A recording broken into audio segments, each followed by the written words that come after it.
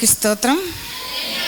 ముందుగా ఈ సమయం నాకు ఇచ్చినందుకు నా తండ్రి అయిన దేవునికి, నా ప్రభు అయిన యేసుక్రీస్తు వారి పేరిట నా కృతజ్ఞతాస్తుతులు వందనాలు చెల్లిస్తున్నాను. అలాగే ఈ సమయానికి మరి నన్ను కూడా ఈ యొక్క రైజింగ్ అండ్ ఆర్మీ టీంలో నన్ను కూడా ఉంచి మరి ఇలాగా అనేక ప్రాంతాల్లో పరిచయం చేయడానికి నాకు అవకాశం ఇచ్చినటువంటి గీతాంజలి పాస్టర్ గారికి, అలాగే హర్షకిరణ్ పాస్టర్ గారికి కూడా నా హృదయపూర్వక వందనాలు తెలియజేస్తున్నాను. మా టీంలో మొదటి నుంచి ప్రారంభం నుంచి ఉన్నటువంటి నా సహోదరి సలోమి గారికి, అలాగే చేరి వచ్చిన మరి మా టీం సేవకురాలందరికీ, అలాగే ఇక్కడ స్థానికంగా ఉన్నటువంటి సేవకురాలందరికీ ప్రభుపేట వందనాలు తెలియజేస్తున్నానండి. అలాగే వచ్చినటువంటి మరి దేవుని యొక్క జనాంగానికి, బలమైనటువంటి స్త్రీలకి, దేవుని యొక్క పరిశుద్ధ స్త్రీలకి, సంఘానికి ప్రభుపేట అందరికీ వందనాలు తెలియజేస్తా ఉన్నాను. Praise the Lord. దేవునికి స్తోత్రం. నిన్నటి దినమంతా చాలా చాలా చాలా హ్యాపీగా ఉన్నారు కదా మీరంతా కూడా. మంచిగా అనిపిస్తుందా ఈ యొక్క మీటింగ్స్? మంచిగా ఉందా? మంచిగా లేదన్న వాళ్ళందరూ ఒకసారి దేవునికి స్తోత్రం చెప్పండి. Very good. బాగా అలర్ట్గా ఉన్నారు మీరు. అలర్ట్గా ఉన్నారా లేదా అని చెప్పనేసని నేను చెప్పాను. మరి ఒకసారి దేవునికి స్తోత్రం. ఎందుకంటే ఇదొక మొదట్లో ప్రారంభంలో గీతాంజలి గారి గురించి, హర్షకిరణ్ పాస్టర్ గారి గురించి నేను ఒక మాట అంటూ ఉండేదాన్ని. వాళ్ళు చేస్తుంది ఒకటి పెద్ద యజ్ఞం చేస్తున్నారు అని చెప్పనేసి అనుకొని. ఎందుకంటే తనకి ఇచ్చినటువంటి దర్శనం. నిన్న విజన్ షేరింగ్ ఉంటుంది కదా, విన్నారు అందరూ కూడా. విజన్ షేరింగ్ అయిపోయిందా? గీతాంజలి పాస్టర్ గారు చెప్పుంటారు. విజన్ షేరింగ్ అంటే తన యొక్క దర్శనం. పాస్టర్ అమ్మ దయచేసి ఎవరు మాట్లాడొద్దు నేను చెప్పేటప్పుడు. ఎవరైనా మాట్లాడితే వాక్యం ఆపేస్తాను నేను. వాక్యం అప్పుడు మాత్రం ఎవ్వరు మాట్లాడొద్దు కదా. ఇది మనకి క్రమంగా ఉండాలి దేవుని యొక్క సన్నిధిలో. మీకు చెప్పాల్సిన అవసరం లేదు. చాలా క్రమంగా నడుచుకునేటటువంటి సంఘం మీది. మీ పాస్టర్ గారు చాలా మంచిగా మిమ్మల్ని నడిపిస్తున్నారు. ఇంకా ఇచ్చాపురం నుంచి అనేక సేవకు సంఘాల నుంచి కూడా వచ్చినటువంటి వాళ్ళు ఉన్నారు. కొద్దిసేపు, ఎక్కువసేపు చెప్పిన ఒక అరగంట, మ్యాక్సిమం 30 గంట సేపులో ముగించేస్తాను. కొంచెంసేపు వాక్యం మీద దృష్టి పెట్టాలి కదా.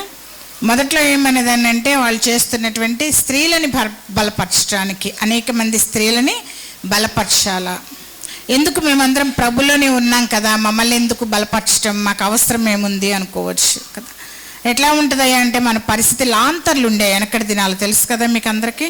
ఆ లాంతర్లు నా చిన్నప్పుడు ఉండేవి. మీరు ఎవరన్నా చూసారో చూడలేదో కానీ ఆ లాంతర్లు అప్పుడు కరెంట్ లేదు మా ఇంట్లో. రోజు ఇదే డ్యూటీ అనమాట మా అమ్మగారికి మా నాన్నమ్మ గారికి. నేను చేసేదాన్ని కాదులేండి. కానీ ఏం చేసేవాళ్ళు, సాయంత్రం అయ్యేసరికల్లా కొంచెము బూడిద ఉంటుంది కదా, పొయ్యిలో బూడిద తీసుకొని అలాగ కూర్చునేవాళ్ళు అనమాట. ఒక క్లాత్ తీసుకొని, కిరసనాయిల్ బుడ్డి తీసుకొని కూర్చునేవాళ్ళు. కూర్చొని ఆ మొత్తం దానికి ఏమైపోద్ది, ఆ లాంతర్కి మసి పట్టేస్తుంది, నల్లగా మసి పట్టేస్తుంది. అదంతా శుభ్రం చేసి అదంతా మళ్ళీ ఒత్తి అంతా ఇట్లా నలిపేసి ఆ మొత్తం అందులో మళ్ళీ కిరసనాయిల్ ఎంత ఉందో చూసి ఆ కిరసనాయిల్ పోసి ఆ గ్లాస్ అంతా ఏం చేస్తారంటే శుభ్రంగా తుడుస్తారు. ఆ బూడిద పెట్టి ముందు ఇలా మెత్తటి బూడిద పెట్టి రుద్ది దాన్ని అంతా నీట్గా చేసి మళ్ళీ అంతా రెడీ చేసి ఉంచుతారు. దేనికోసమయ్యా అంటే రాత్రి మళ్ళీ చీకటి అవ్వగానే అది వెలిగించుకోవడానికి వీలుగా. ఒకవేళ అలా చేయలేదనుకోండి, ఆ లోపల ఒత్తి వెలుగుతూనే ఉంటుంది, కానీ ఆ కాంతి మాత్రానికి బయటికి రాదు. మిడుకు మిడుకు మిడుకు ఎక్కడో వస్తూ ఉంటుంది, కానీ దానివల్ల ప్రయోజనము లేదు. చాలామంది స్త్రీల యొక్క, రక్షింపబడినటువంటి స్త్రీల యొక్క పరిస్థితి ఈ రోజుల్లో అలాగనే ఉంటుందండి. చాలా బిజీ లైఫ్. మీరు చాలా మంచిగా ఉన్నారు కదా, సముద్రం ఒడ్డున భలే అనిపించింది మేము వస్తుంటే. మా బాబు అంటున్నాడులే, హర్షకిరణ్ అన్నయ్యను గీతాంజలి పాస్టర్ గారు ఇద్దరు కొండోళ్ళు, వాళ్ళు అన్ని కొండలును సముద్రాలే చూస్తూ ఉంటారు అని చెప్పనేసి అనుకోని. ఎక్కడ చూసినా కొండల్లోకి తీసుకెళ్తారు. ఇప్పుడు ఈ సముద్రం ఇది ఎక్కడుందో నాకు అసలు తెలియదు. మాది జిల్లానే కాదు, అసలు కృష్ణా జిల్లా మాది. కానీ దేవుడి శ్రీకాకుళం జిల్లాలో 22 సంవత్సరాలు బట్టి ఉంచి ఉన్నారు మమ్మల్ని. చాలా ప్రాంతాలు తెలియదు నాకు, కానీ దేవుడు ఈ రోజున ఈ యొక్క భార్యాభర్తల ద్వారా నన్ను అనేక ప్రాంతాలకి నన్ను తీసుకెళ్తూ వస్తున్నారు. ఎంత చాలా బాగుంది మీ విలేజ్. వస్తున్న దారి బాగుంది, మీ గ్రామం బాగుంది, పక్కనే సముద్రం కదా, మీకు చక్కగా ఉంది. చేపలు మంచిగా దొరుకుతాయి, మీకు చేపలు మంచిగా దొరుకుతుంటాయి. కానీ అన్ని చోట్ల కూడా అది కొండల ప్రాంతమైన, అది సముద్ర ప్రాంతమైన, మనమందరము కూడా ఒకటే ఇంటి వారం కదండి. ఒకే ఇంటి వారం, దేవుని యొక్క ఇంటి వారము. అందరం రేపు పొద్దున కలిసి ఒకే రాజ్యంలో మనము జీవించబోతూ ఉన్నాం. నమ్ముతున్న వాళ్ళందరూ దేవునికి స్తోత్రం చెల్లించండి. దేవునికి స్తోత్రం. అందరం ఒకే ఇంట్లో ఉండబోతున్నాం మనం అందరం కూడా. అందుకనే ఈ కలుసుకోవటం ఆత్మీయ కలయిక, ఇదంతా ఏంటంటే ఆత్మీయ కలయిక. ఆవిడ చేస్తున్న ఒకే ఒక పని ఏంటంటే చక్కగా కూర్చొని ఆ లాంతర్ ముందు పెట్టుకొని ఆ ఒత్తి కొంచెం నలిపి అందులో కొంచెం తైలం వేసి, కొంచెం ఏమేస్తుంది మళ్ళా కొంచెం ఆయిల్ వేసి ఆ అద్దమంతా మంచిగా తుడిసి ఆ దీపము ఇంకాస్త బ్రైట్గా మంచిగా వెలగటానికి వీలుగా సిద్ధపరుస్తుందండి. అదే రైజింగ్ అండ్ ఆర్మీ టీం యొక్క ఉద్దేశం అండి. అర్థమైందా? మీరు అందరూ వెలిగింపబడ్డ వాళ్ళే, కానీ ఏమైపోతూ ఉంటుంది అప్పుడప్పుడు కొంచెము మసి బారిపోతూ ఉంటుంది. లోకంలో ఉన్నాం కదండి మనము, అందుకని కొంచెం మసి పట్టేస్తూ ఉంటుంది.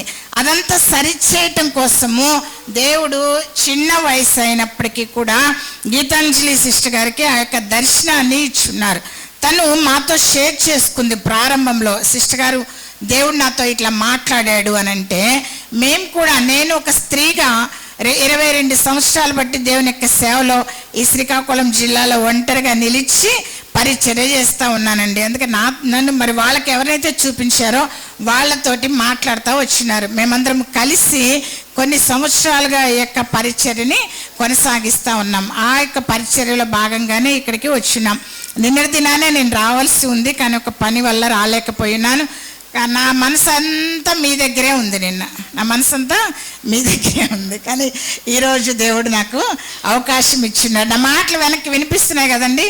ఒకసారి దేవునికి స్తోత్రం. Okay, very good. చిన్న ప్రార్థన చేసుకొని మనము వాక్య ధ్యానంలోకి వెళ్దాం. బాగా గుర్తుపెట్టుకోండి, నేనేం చెప్పాను ఆ యొక్క సరిచ్ చేయాలి కొంచెం అంత అయింది. ఇప్పుడు దాకా పాస్టర్ గారు అదే చేస్తూ వచ్చున్నారు కదా, కొంచెం ఆమె ఒత్తి కొంచెం నలుపుతూ వచ్చున్నారు. నేను కొంచెం ఆ యొక్క గ్లాసు తుడుస్తానికి ప్రయత్నం చేస్తానండి, అంతే. అర్థమైందా చెప్పేమంట?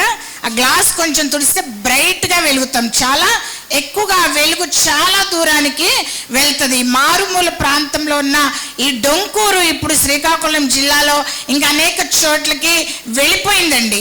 యూట్యూబ్ ద్వారా చాలా దేశాలకి వెళ్ళిపోయింది కదా డొంకూరు అనే ప్రాంతం, ఆ యొక్క విలేజ్. నేను అనుకుంటాను ఒక చిన్న గ్రామంలో నేనున్నాను, కునుకుపేట అనే గ్రామంలో.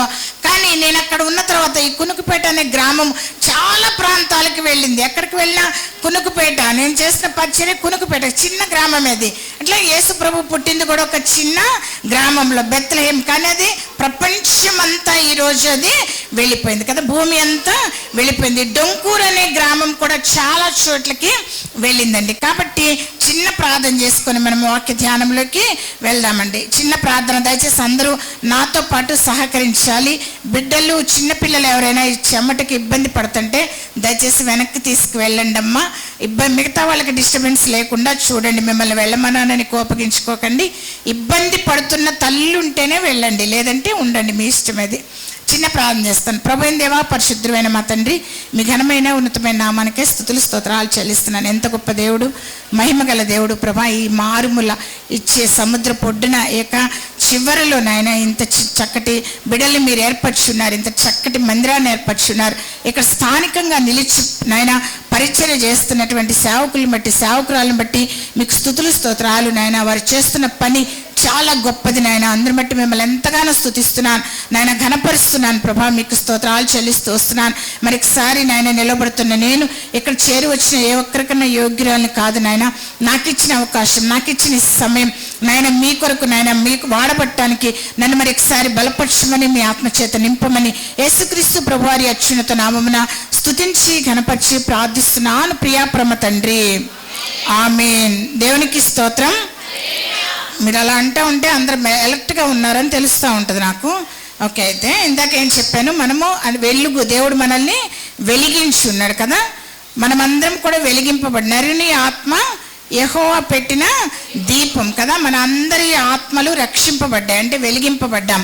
అంత మాత్రమే కాదు, మనకి దారి చూపించేది కూడా దీపం. ఏం దీపం అది? వాక్యం అనేటటువంటి దీపము. అందరికీ వాక్యాలు బాగా తెలుసు కదండి. ఇప్పుడు చాలా బాగా వాక్యాలు తెలుస్తూ ఉన్నాయి, ఎందుకంటే ఎక్కడ చూసినా వాక్యము పరుగులు పెడతా వస్తూ ఉంది. యూట్యూబ్లో వాక్యము, ఏ ఛానల్ తీసిన వాక్యము, అన్ని చోట్ల కూడా వాక్యము విస్తారంగా ఉంది. యోవేలు ప్రవక్త యొక్క ప్రవచనము నెరవేర్చబడతా వస్తూ ఉంది. ఎందుకనయ్యా అంటే ఆ యొక్క అందరికీ కూడా దేవుని యొక్క ఆత్మ అనుగ్రహించబడుతుంది. అందరికీ కూడా దేవుని యొక్క జ్ఞానము అనుగ్రహించబడుతుందండి. ప్రియులారా, జ్ఞాపకం చేసుకోండి. అంత మాత్రమే కాదు, అంచె దినాల్లో మనం ఉన్నాం కాబట్టి ఖచ్చితంగా ప్రతి ఒక్కరిని కూడా దేవుడు తన ఆత్మ ద్వారా బలపరిచేటటువంటి దేవుడై ఉన్నాడు. అందుకనే వాక్యం అయితే చాలా ఎక్కువగా వింటున్నాం మనము, వాక్యం అయితే చాలా ఎక్కువగా చదువుతున్నాము, వాక్యం అయితే చాలా ఎక్కువగా ప్రకటిస్తూ ఉన్నాము. కానీ వాక్యం ప్రకారం ఎలాగ జీవిస్తున్నామా అనేదే మనం ఆలోచించుకోవాల్సినటువంటి విషయం అండి. వాక్య ప్రకారము మనం ఎంతవరకు జీవిస్తూ ఉన్నాం. చాలాసార్లు ఏమనుకుంటామయ్యా అంటే, నాకు వాక్యం తెలుసు కాబట్టి నేను వాక్యంలో ఉన్నాను అనుకుంటామండి. అర్థమవుతుందా చెప్పేమాట? వాక్యం తెలుసు కాబట్టి నేను వాక్యంలో ఉన్నాను అనుకుంటాను. అంటే వాక్యం తెలిసినంత మాత్రాన వాక్యంలో ఉన్నట్టు లెక్క కాదండి. చూడండి, అబద్ధం ఆడకూడదు, ఈ వాక్యం అందరికీ తెలుసు కదా. దేవునికి స్తోత్రం. తెలుసా? అందరికీ తెలీదా వాక్యం? అబద్ధం ఆడకూడదు, 10 ఆజ్ఞల్లో ఒక ఆజ్ఞ అబద్ధం ఆడకూడదు. అబద్ధం ఆడిన ఇద్దరు ఏమైపోయారు? భార్యాభర్తలు ఇద్దరు కూడా చనిపోయారు. ఈ వాక్యం తెలుసు మనకి. వాక్యం తెలుసు మనకి. అబద్ధం తెలిసినంత మాత్రాన మనం వాక్యంలో ఉన్నట్లా? నాకు తెలుసు అబద్ధం ఆడకూడదని, కానీ నేను వాక్యంలో ఉన్నానా లేదా? ఎలాగ ఉన్నానంటే, నేను ఎప్పుడైతే అబద్ధం ఆడకుండా ఉంటానో అప్పుడు నేను వాక్యంలో ఉన్నట్టు. మీకు అర్థం అవడం కోసం చెప్తున్నాను ఈ మాట. అర్థమైందా చెప్పామంట?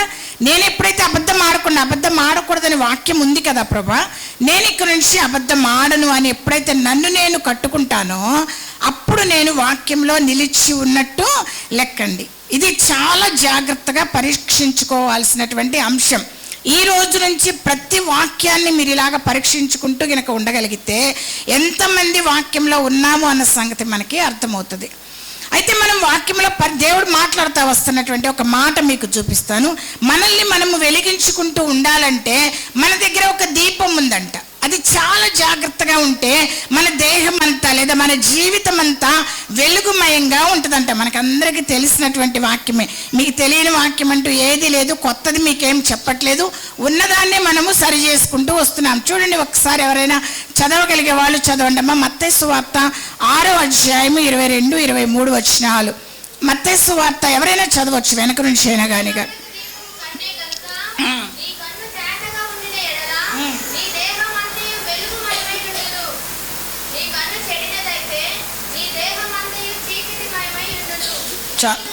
చాలమ్మా, 2 మాటలు మనకు కనిపిస్తున్నాయి కదా. ఒకటి ఏమన్నాడు? దేహమునకు దీపము కన్నే గనక నీ కన్ను తేటగా ఉంటే, కొంచెం జాగ్రత్తగా వినాల, చాలా జాగ్రత్తగా వినాలి. నీ కన్ను తేటగా ఉంటే నీ దేహం అంతా వెలుగుమయంగా ఉంటుందంట. ఒకవేళ నీ కన్ను చెడినదైతే నీ దేహం అంతా చీకటిమయంగా ఉంటుందంట. చిన్న మాట కానీ ఇంత చాలా పెద్ద అర్థం ఇక్కడ మనకి కనిపిస్తుంది కదా.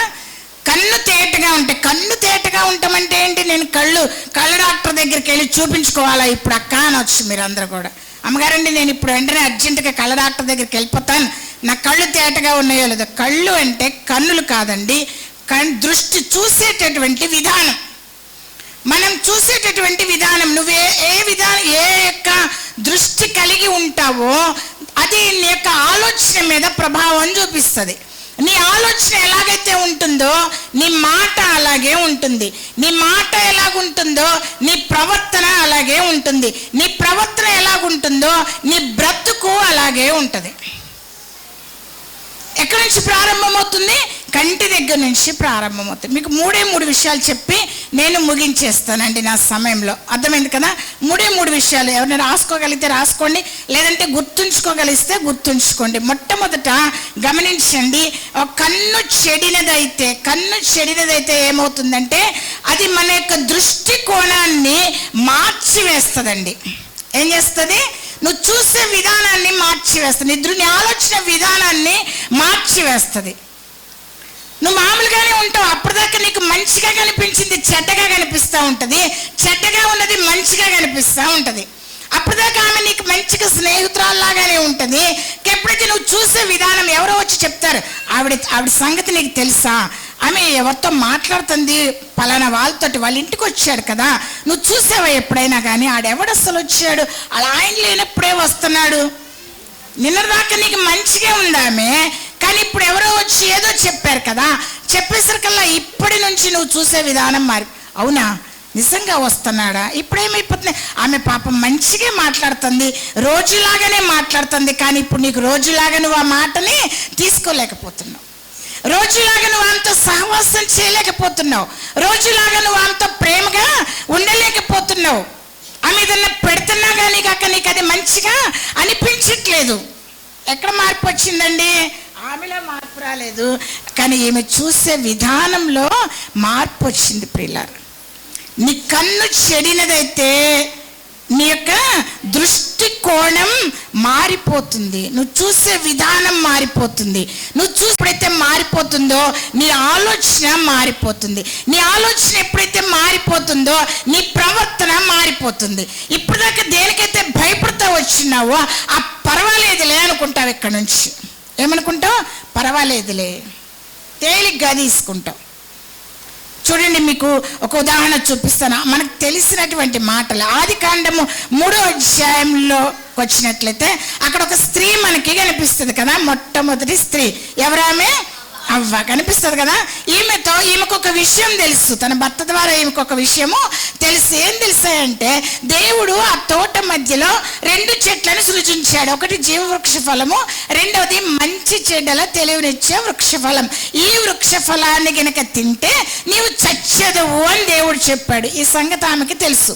1 రోజు 2 రోజులు కాదు, కొన్ని వేల సంవత్సరాలు, ఎన్ని సంవత్సరాలు జరిగిందో మనకైతే తెలియదు. అది పరిశుద్ధాత్మ దేవుడు రాసి పెట్టలేదు. కానీ ఆమె రోజు చూస్తుంది, తినాలనిపిస్తుంది, కానీ వద్దులే, అది ఎలా ఉంటుందో తెలియదు, ఆ రుచి ఎలా ఉంటుందో తెలియదు, అది తింటే చస్తావన్నాడు. అసలు చావు ఎలా ఉంటుందో కూడా తెలియదు. చావు అంటే ఏంటి, ఆ చావు ఎలా ఉంటుంది తెలియదు ఆమెకి. కానీ చూస్తుంది, కానీ ముట్టుకోవటల్లా. దాని దగ్గర చూస్తుంది కానీ దాని దగ్గరికి వెళ్తుంది కానీ ముట్టుకోవట్లా. ఎందుకంటే దేవుని యొక్క వాక్యం ఆమెను ఏం చేస్తూ వస్తుంది? భయపెడతా వస్తుందండి. కానీ ఒకరోజు వచ్చింది, ఇంకొక స్వరం ఆమెకి వినపడతా వచ్చింది. ఏంటి ఆ స్వరమయ్య అంటే, ఇది నిజమా? దేవుడు ఈ తోట చెట్ల పండ్లలో దేన్నైనా తినవద్దని చెప్పాడా మీతోటి? అంటే ఆ పాముకు తెలియదు దేవుడు చెప్పిన విషయము, ఆ పాముకు తెలియదు. దేవుడు మాట్లాడాడు, వీళ్ళిద్దరే విన్నారు. ఆమె బయట ఉండి విన్నదో, అప్పటికి బయటకు వచ్చిందో, ఆ లోపలే ఉండి విన్నదో తెలియదు. కానీ ఆదాముకి అవ్వకి ఇద్దరికి కూడా ఆ విషయము తెలుసు. ఇప్పుడు ఒక స్వరం విని ఒక రాయి వేస్తుందనమాట. నీకు తెలుసా? ఇది నిజమా? ఇది అవునా? నువ్వు విన్నావా? ఇలా మాట్లాడుతూ ఉంటాడు. నువ్వు విన్నావా? అక్కడ జరిగింది, అక్కడ ఏమైందో నువ్వు విన్నావా? ప్రియులారా, జ్ఞాపకం చేసుకోండి. ఇప్పుడు ఆమె ఏం చేస్తుంది? ఆల్రెడీ కొంత ఆమెకి మనసు ఉంది కాబట్టి, అవును నిజమే, దేవుడు ఇదిగో ఈ తోట చెట్ల పండ్లలో ఉన్న ఈ చెట్టు పండు తినొద్దన్నాడు మమ్మల్ని, ఇది తింటే చస్తావన్నాడు, ముట్టుకొని కూడా ముట్టుకోవద్దన్నాడు. ఇంకొంచెం కలిపిందనమాట. దానికి ఏం చేసింది? ముట్టుకొని కూడా ముట్టుకోవద్దన్నాడు. వెంటనే ఆ పాము ఏమంటుంది? ఏం కాదు, తిన్నంత మాత్రాన్ని ఏం పర్వాలేదు, మీరు చావరు, మీరు దేవదూతల్లాగా అయిపోతారు అని. ఇప్పుడు ఆమె ఏమైపోయిందండి? ఆమె యొక్క దృష్టి మారిపోయింది. ఏం మారిపోయింది? దృష్టి మారిపోయింది. దేవుడు సృజించినప్పుడు ఆ తోట చెట్లలో ఉన్న అన్ని చెట్లని అందంగా చేశాడంట. దాని యొక్క ప్రతి పండు యొక్క రూపం వేరే, ప్రతి పండు యొక్క రుచి వేరే, అన్ని చూచుటకు రమ్యముగాను ఆహారమునకు యోగ్యముగాను చేశాడు. కానీ ఈ 2 చెట్ల పండ్ల గురించి దేవుడు ఏమీ చెప్పలేదు. కానీ ఏ పండు అయితే తినొద్దు అని చెప్పాడో ఆ పండు ఇప్పుడు ఆమె కళ్ళకి ఎలాగ కనిపిస్తుంది? ఒకసారి చూడండి. ఆదికాండము 3వ అధ్యాయము. ఆ స్త్రీ ఆ వృక్షము ఆహారమునకు మంచిదియు, కన్నులకు అందమైనదియు, వివేకమిచ్చు రమ్యమైనదియు ఉండుట. మరి అంతకుముందు ఎందుకు అలాగా ఆమెకి కనిపించలేదండి? ఆ పండు ఆహారములకు మంచిగా, వివేకమిచ్చే రమ్యమైందిగా, తినటకు యోగ్యమైందిగా. చాలాసార్లు చెప్తా, ఈ పండులో ఈ విటమిన్ ఉంది, ఆ పండులో ఆ విటమిన్ ఉంది, ఈ పండు తినాలా, ఆ పండు తినాలా. అది అంతకుముందు కూడా కనిపించాలి కదా ఆమెకి, అప్పుడేమి కనిపించలేదు. అంటే అప్పటిదాకా ఆమె కన్ను తేటగా ఉందండి, ఇప్పుడు ఆమె కన్ను ఏమైపోయింది? చెడిపోయింది. కన్ను ఎప్పుడైతే చెడిపోయిందో చూపు మారిపోయింది, దృష్టి మారిపోయింది. దేవుడు ఏదైతే చెయ్యొద్దు అని చెప్పాడో అది మంచిగా కనిపిస్తుంది, అది మంచిగా కనిపిస్తుంది. చాలాసార్లు అనుకుంటా ఉంటాం, వీళ్ళకింత సేవకులైనటువంటి వాళ్ళు ఉంటారు కదా, వీళ్ళకింత వాక్యం తెలుసు, ఇంత వాక్యం ప్రకటిస్తారు, పుల్పీఠం ఎక్కి బల్ల గుద్ది మరీ చెప్తా ఉంటారు. కానీ ఎన్నెన్ని లోపాలు కనిపిస్తూ ఉంటాయో. తగాదాలు పెట్టుకుంటుంటారు, బూతులు తిట్టుకుంటూ ఉంటారు, జుట్లు పట్టుకుంటూ ఉంటారు. నేను అనుకుంటుంటాను, వీళ్ళు ఇంత ఎందుకు ఇట్లా ఉంటారా అంటే, వాళ్ళకి పర్వాలేదు, మళ్ళీ వెళ్ళి ప్రార్థన చేసుకుంటారు. ఏం చేస్తూ ఉంటారు? మళ్ళీ వెళ్ళి ప్రార్థన చేసుకుంటారు. వాక్యాన్ని అనుకూలంగా మార్చుకుంటూ ఉంటారు చాలామంది. ఎన్నిసార్లు తప్పు చేసినా క్షమాపణ ఉంది అనుకుంటారు. ప్రియులారా, జ్ఞాపకం చేసుకోండి, యేసుక్రీస్తు ప్రభువారు శిలువ మీద వేలాడుతూ ఒక మాట పలికి ఉన్నారు కదా, 7 మాటల్లో ఒక మాట ఏమని పలిక? తండ్రి, మొట్టమొదటి మాట, వీరేమి చేయుచున్నారో వీరెరుగరు గనక. ఎవరి కోసం ప్రార్థన చేస్తూ వచ్చినారు ఆయన? పాపం అనేది తెలియకుండా చేసినటువంటి వాళ్ళకి, తెలిసి చేసేటటువంటి వాళ్ళకి కాదు. చాలాసార్లు మన దృష్టికోణం మారటం వల్ల ప్రతిసారి క్షమాపణ ఉంది, ప్రతిసారి క్షమాపణ ఉంది అనుకుంటూ ఇష్టానుసారంగా జీవిస్తూ ఉన్నామండి. అర్థమవుతుంది కదా చెప్తున్నటువంటి మాట? ప్రియులారా, జ్ఞాపకం చేసుకోండి, నీ కన్ను తేటగా ఉండాలి, నీ చూపు ఎప్పుడు ప్రభు మీద ఉండాలి, నీ దృష్టి ఎప్పుడు సక్రమమైనదిగా ఉండాలి, నీ కళ్ళు తేటగా ఉండాలి, తిన్నగా ఉండాలి, ప్రభు మార్గం వైపే ఉండాలి. ఎప్పుడైతే నీ కన్ను దృష్టి మారుతుందో నీ ఆలోచన విధానం మారుతుంది. ఎప్పుడైతే నీ ఆలోచన విధానం మారుతుందో దేవుడు చస్తావని చెప్పిన దాన్ని, చెడ్డదని చెప్పిన దాన్ని, మంచిది కాదు అని చెప్పిన దాన్ని నీకు మంచిగా కనిపిస్తాయి. పర్వాలేదులని అడ్జస్ట్ అయ్యేదిగా కనిపిస్తూ ఉంటాయి. దృష్టి మారితే ఎంత ప్రమాదం ఒకసారి ఆలోచించండి ప్రియులారా. రెండవదిగా చూసుకున్నట్లయితే ఇంకొక ఆమె మనకు తెలుసు, ఆదికాండం 19వ అధ్యాయంలో ఉంటుంది కదా. ఆమె పేరేంటి?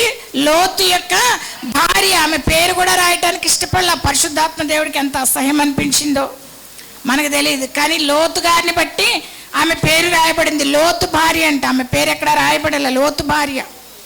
దేవుడు ఆమెతో చెప్తూ వచ్చినారు, దేవదూతలంతా చెప్తూ వచ్చినారు, మీరు ఇది ఒక పట్టణం మొత్తాన్ని నాశనం చేయబోతా ఉన్నా, నేను ఈ పట్టణం మొత్తాన్ని నాశనం చేయబోతా ఉన్నా, మీరు వెళ్ళిపోండి ఇక్కడ నుంచి, మీరు వెళ్ళిపోండి. వెళ్ళడానికి కూడా ఇంకా తడువు చేస్తూ ఉంటే దేవుడే లోతుని, లోతు భార్యని, లోతు 2 కుమార్తెల్ని బలవంతంగా తీసుకొచ్చి, దేవదూతలు బలవంతంగా తీసుకొచ్చి, మీరు ఇక్కడ నుంచి అర్జెంటుగా వెళ్ళిపోండి, వెనక్కి తిరిగి చూడమాకండి.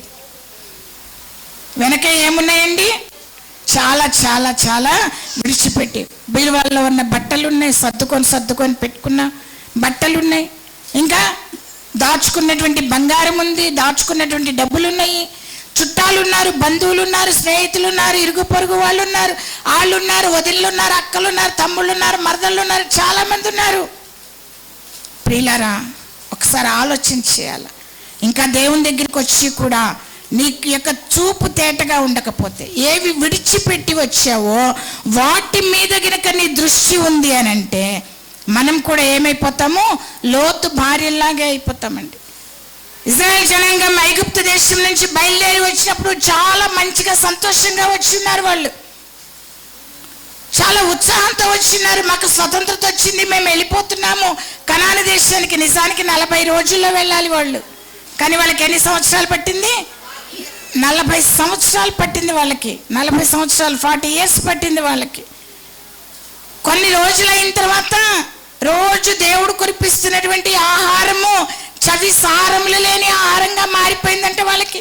అందులో రుచి లేకుండా మొదట్లో అబ్బా ఎంత బాగుంది, ఇదేంటి ఇంత బాగుంది, ఇదేమి, దాని పేరే మన్నా. మన్నా అంటే ఇదేమి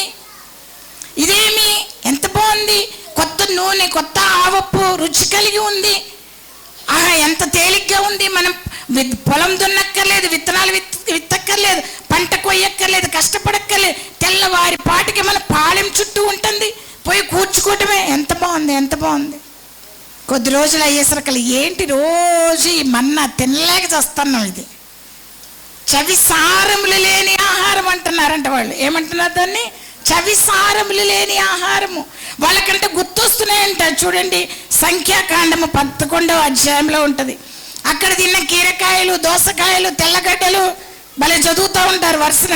అవన్నీ జ్ఞాపకమునకు వచ్చుచున్నవి అని తీసారమ్మా ఎవరైనా? 4వ వచనం నుంచి, వారి మధ్యలో మిశ్రిత జనము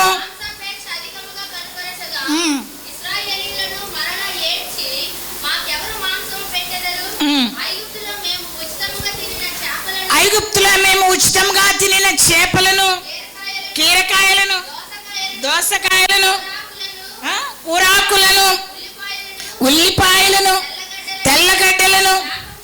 అబ్బా ఎంత ఘోరమండి, నా తెలియకడతాను. చా గుర్తొస్తున్నాయంట. ఏమేమి గుర్తొస్తున్నాయి? అక్కడ తిన్న చేపలు. మనం మాంసపు కుండల దగ్గర అక్కడే వండుకొని, అక్కడే చేపలు పట్టుకొని, అక్కడే రుద్దుకొని, అక్కడే వండుకొని, అక్కడే తినేవాళ్ళం కదా మనము. ఎంత రుచిగా ఉండేవి. కొంచెం తెల్లగడ్డ వేసుకొని, ఒక ఉల్లిపాయ వేసుకొని అక్కడికక్కడే పులుసు పెట్టుకొని తింటే ఎంత బాగుండేది. ఇదేమి చవి సారములు లేని, రుచి పచ్చి లేని ఆహారం ఎన్నాళ్ళు తినాలి? మన్నా దేవదూతలు తినే ఆహారం వాళ్ళకి చవి సారములు చప్పగా కనిపిస్తుందంట. ప్రియులారా, చాలాసార్లు మనకి కూడా ఆత్మీయ జీవితం ఇలాగే కనిపిస్తుంది.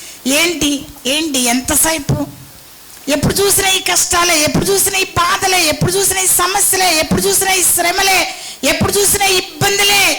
ఇంట్లో కష్టాలు అలాగే ఉంటాయి. భర్తలు మారకుండా సంవత్సరాల తరబడి అలాగే ఉంటారు. పిల్లలు మారకుండా అలాగే ఉంటుంటారు. విసిగిస్తూ ఉంటారు, కోపం తెప్పిస్తూ ఉంటారు. ఎప్పుడు చూసినా అప్పులే. ఎంత ఇందులోంచి బయటపడదామన్నా బయటపడలేకపోతున్నాం. ఎప్పుడు చూసినా అనారోగ్యాలే. ఇది తగ్గట్లేదు. మోకాళ్ళ నొప్పులు తగ్గవు, ముడుకుల నొప్పులు తగ్గవు. ఎప్పుడు చూసినా ఈ సమస్యలే. ఇవి ఏంటి? దేవుడు ఎంత ప్రార్థన చేస్తున్నా విసుగొచ్చేటటువంటి పరిస్థితి మన జీవితాల్లో ఉంటుంది. కారణం ఏంటంటే మనం వెళుతున్నటువంటి ఆ యొక్క మార్గాన్ని మర్చిపోవటమేనండి. మనం వెళ్ళవలసినటువంటి ఆ యొక్క ప్రదేశం మీద మన దృష్టి లేకపోవటమే. ఈ కొంచెం జీవితమే మన జీవితం అనుకుంటున్నారు. ఈ కొద్ది జీవితం కాదు, ఇది తాత్కాలికము. ఇక్కడ మనం పరదేశీయమై ఉన్నాము. మనం వెళ్ళవలసిన జీవితం, మనం జీవించవలసిన జీవితం చాలా చాలా చాలా యుగాలు మనం ప్రభుత్వం ఉండబోతున్నామండి. నీ దృష్టి ఎప్పుడు కూడా పైనున్న వాటి మీద ఉండాలి. కానీ వేటి మీద ఉంటుంది? మన చూపు వెనక మీద ఉంటుంది. నీ చూపు ఎప్పుడైతే వెనక ఉంటుందో నీ కన్ను చెడిపోయినట్టే లెక్కండి. నీ కన్ను చెడినదైతే నీ దేహమంతయు చీకటిమయం. నీకు అక్కడ వాక్యం అర్థం కాదు, దేవుడి యొక్క ప్రేమ అర్థం కాదు, దేవుడిచ్చిన రక్షణ అర్థం కాదు, దేవుడు ఇవ్వబోయే జీవితం అర్థం కాదు. ఇంత గొప్ప భాగ్యాన్ని అర్థం చేసుకోలేమండి. కారణం ఏంటంటే మన చూపు ఎక్కడుంది? వెనక ఉంది. విడిచిపెట్టి వచ్చిన వాటి మీద ఉంది. లోక సంబంధించిన ఆశల మీద ఉంది. నా ప్రాణమ తినుము, త్రాగుము, సుఖించుము, అంతవరకే ఉంటుంది. నీ కన్ను చెడిపోతే నీ దృష్టికోణం మారిపోతుంది. అవ్వ యొక్క దృష్టికోణం మారిపోయి దేవుడు ఏదైతే చెడ్డదని చెప్పాడో అది మంచిగా కనిపిస్తుంది. ఏదైతే విడిచిపెట్టి వెళ్ళిపోమని చెప్పాడో లోతు భార్యకి, ఆమె చూపు దాని మీద నుంచి మరల్చుకోలేకపోతా వచ్చింది. కాలిపోతుంటే వెనక నుంచి ఆ యొక్క అగ్నికి సెగ కొడతా ఉంది ఆమెకి. ఆ జనుల కేకలు వినిపిస్తూ ఉన్నాయి ఆమెకి. ఏమర్థం కావట్లా, కాలిపోతుందా?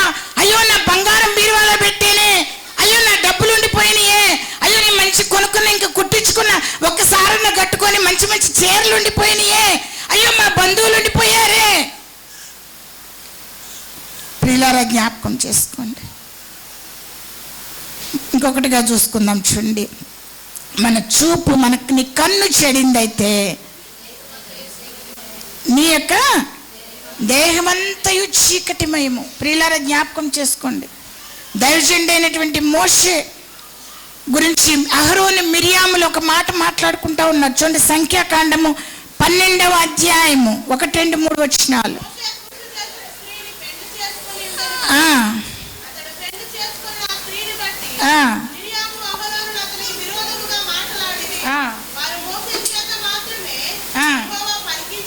వారి మోషే చేత మాత్రమే యెహోవా పలికించిన, ఆయన మా చేతను పలికించలేదా?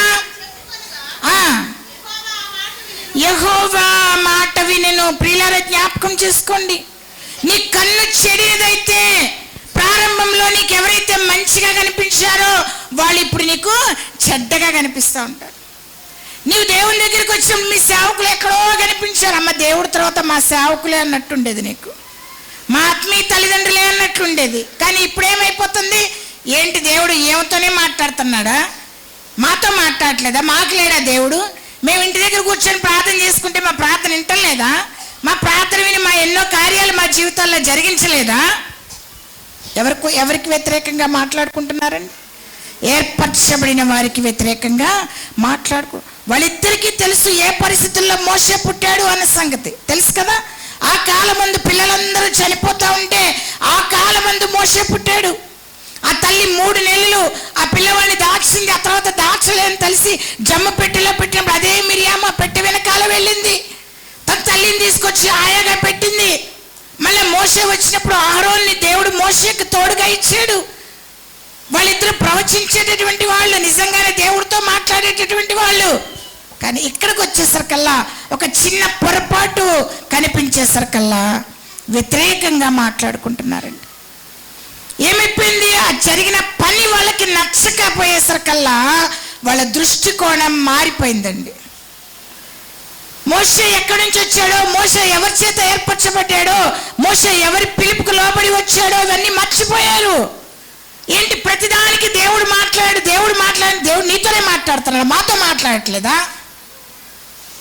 వ్యతిరేకత వచ్చేసిందండి. అర్థమైంది కదా.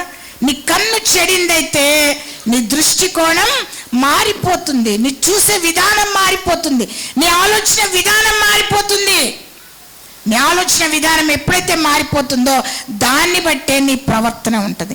నీ ప్రవర్తన ఎప్పుడైతే చీకటిమయంగా ఉంటుందో నీవు దేవుని యొక్క రాజ్యానికి వెళ్ళలేవు. దేవుని కొరకు ఏమి చేయలేవు. చాలా సంవత్సరాలు మన జీవితంలో వ్యర్థంగా గడిచిపోతూ ఉంటాయండి. ఎందుకు వ్యర్థంగా గడిచిపోతూ ఉంటాయి? మీకు తెలుసా, నా జీవితంలో నేను 28 సంవత్సరాల వయసు వచ్చేటంత వరకు నాకు దేవుడు తెలియదు. నేను ఒక అన్య కుటుంబంలో జన్మించిన దాన్ని, విగ్రహారాధికుల కుటుంబంలో జన్మించిన. మాది ఈ జిల్లా కాదు, మాది కృష్ణా జిల్లా. కానీ నేను పుట్టింది ఖమ్మంలో పుట్టాను. నేను ఖమ్మం తెలంగాణ, ఇప్పుడు తెలంగాణ అయిపోయింది అది. నాకు తెలియదు 28 సంవత్సరాల వయసు వచ్చేటంత వరకు. నేను 28వ సంవత్సరం చివరిలో, అంటే 2000, నేను పుట్టింది 1970లో, నాకు ఇప్పుడు 54. 1970లో పుట్టిన అంటే 1998వ సంవత్సరం చివరిలో నేను దేవుడిని తెలుసుకున్నా. 99వ సంవత్సరంలో నేను మారు మనసు పొందా. అప్పుడు మేము హైదరాబాద్ వెళ్ళాం మార్చి 5వ తారీఖు నాడు. 2000 సంవత్సరంలో నేను బాప్టిజం తీసుకున్నా. 2002వ సంవత్సరం నుంచి దేవుడు నన్ను సేవకి శ్రీకాకుళంలో ఉండమంటే ఇక్కడే ఉండిపోయానండి. నేను సేవ ప్రారంభించడానికి ఎన్ని సంవత్సరాలు పట్టింది? రక్షింపబడ్డ నాకు కేవలం 2 సంవత్సరాలు, 2-3 మహా అయితే 3 సంవత్సరాలు. ఎన్నో సంవత్సరాల నుంచి ఇక్కడ బ్రతుకుతున్నటువంటి వాళ్ళు ఉన్నారు కదా, రక్షింపబడ్డటువంటి వాళ్ళు. దేవుడు నిన్ను ఎప్పుడు పిలవలేదా ఏ పని కోసం కూడా? లోబడగలుస్తున్నారా మీరు దేవుని యొక్క వాక్యానికి, దేవుని యొక్క మాటకి? నాకేం తెలియదండి, శ్రీకాకుళంలో ఎలాగుండాలో తెలియదు, ఇక్కడ మనుషులు తెలియదు, ఇక్కడ మాట తెలియదు. మొదట్లో నాకు మాట అర్థమయ్యేది కాదు, మాట తెలియదు, నాకు అర్థమయ్యేది కదా. నాకు కొంచెం ఒకలాంటి పరిస్థితి అనమాట. అంటే ఒక పాష్ ఏరియా నుంచి రావటం వల్ల ఎప్పుడు నేను వచ్చిన కొత్తలో ఎలా ఉండేది అంటే ఇప్పుడు చాలా చాలా బెటర్. 20 ఏళ్లలో చాలా మారింది. నేను వచ్చిన కొత్తలో ఒక నుయ్యి ఉండేది. ఆ నూతి పక్కే అటువైపు ఆడవాళ్ళు, ఇటువైపు మగవాళ్ళు స్నానం చేస్తూ ఉండేవాళ్ళు.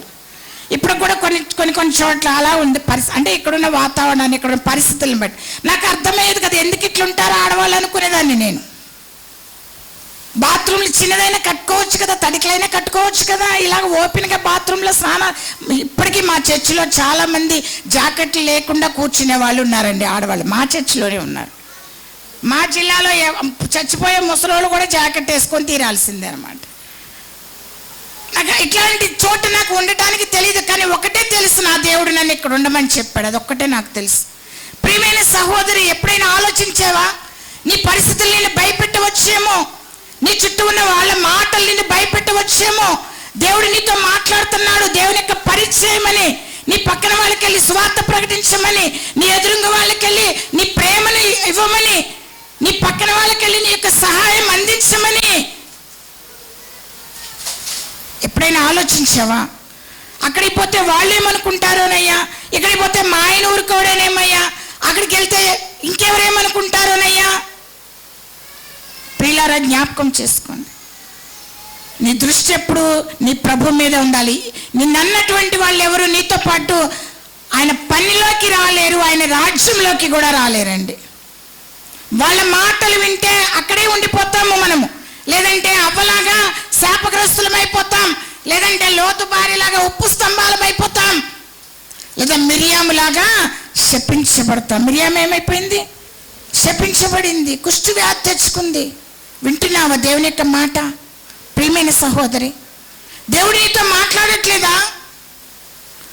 ప్రభు మాట్లాడుతున్న మాట ఈ మధ్యాహ్న కాల సమయంలో ఎవరైనా కనుక మీరు దీన్ని స్వీకరించగలిగితే నీవు దేవునికి కావాలి. అందుకోసమే దేవుడు నిన్ను వెలిగించినాడు. నీ వెలుగు అనేక మందికి ప్రకాశింపజేయాలని, నిన్ను కొండ మీద పెట్టాలని. ఆయన మాటని పక్క చెవిన పడిదారిన పట్టేటటువంటి, పక్కన పెట్టేటటువంటి దృష్టి నీకు ఉన్నదేమో. నీ కన్ను చెడిపోయి ఉందేమో, నీ దీపానికి మసి పట్టేసి ఉందేమో. ఒకసారి ఎప్పుడైనా ఆలోచన చేసావా? నీ కన్ను చెడిపోతే నీ జీవితమే చెడిపోతుందండి. నీ దేహం కాదు, నీ జీవితమే చెడిపోతుంది. రెండవదిగా చూసుకున్నట్లయితే నీ కన్ను చెడినదైతే అభిషేకింపబడినటువంటి వారిలో నీ ఎదురుగా ఉన్నటువంటి వారు నీకెంత బోధిస్తున్నప్పటికీ కూడా, వాళ్ళు ఎంత ఆత్మీయ స్థితిలో ఉన్నప్పటికీ కూడా వాళ్ళ గురించి తక్కువగానే అనుకుంటావు, కానీ వాళ్ళ యొక్క ఆత్మీయ అంతస్తుని నువ్వు ఎప్పటికీ కూడా గ్రహించలేవు. నీ స్థితిని మర్చిపోతావు, నీవెక్కడి నుంచి వచ్చావో మర్చిపోతావు. నేర్చుకోవడానికి బదులుగా ఎదురు మాట్లాడటం మొదలెడతావు. గర్వం నెత్తికెక్కుద్ది. కన్ను చెడిపోతే ఏమైపోతుంది? నెత్తి మీద కొమ్ములు వస్తాయి. మా చర్చ్ వాళ్ళకి ఎప్పుడు చెప్తా ఉంటాను నేను, రోజు పొద్దునే లేవగానే ఏం చేయాలో ప్రార్థన చేసుకోకూడదు. ముందు లేవగానే ఫస్ట్ తలకాయ చూసుకోండి, ఇలాగ నెత్తి మీద చేతులు పెట్టి ఇలా చూసుకోండి ఒకసారి, కొమ్ములు ఏమైనా వచ్చాయా అని. ఏం చూసుకోవాలా? రాత్రి ఏమైనా నాకు కొమ్ములు మొలిచాయేమో అని చూసుకోవాలి. ఆ తర్వాత ప్రార్థన చేసుకోండి. కొమ్ములు మొలిచినా కానీ ప్రార్థన చేసుకోండి. అయ్యా నాకు 2 కొమ్ములు వచ్చాయి, అయ్యా నాకు రాత్రి 2 కొమ్ములు వచ్చాయి, అయ్యా నాకు. మా ఆయన ప్రేమించిన దాన్ని బట్టి ఒక కొమ్ము, మా ఆయన ఇచ్చిన బహుమానాలను బట్టి ఒక కొమ్ము, మాకు వచ్చిన డబ్బులను బట్టి ఒక కొమ్ము, మాకు వచ్చిన ఉద్యోగాలను బట్టి ఒక కొమ్ము, మమ్మల్ని మెచ్చుకున్న దాన్ని బట్టి ఒక కొమ్ము. చాలా చాలా కొమ్ములు వస్తూ ఉంటాయి. మనం ప్రియులారా, మీకు స్త్రీని చూపిస్తాను చూడండి. మన స్థితి మర్చిపోకూడదు. ఆదికాండము 16వ అధ్యాయం 4వ వచనం చూడండి ఒకసారి. నేను కొంచెం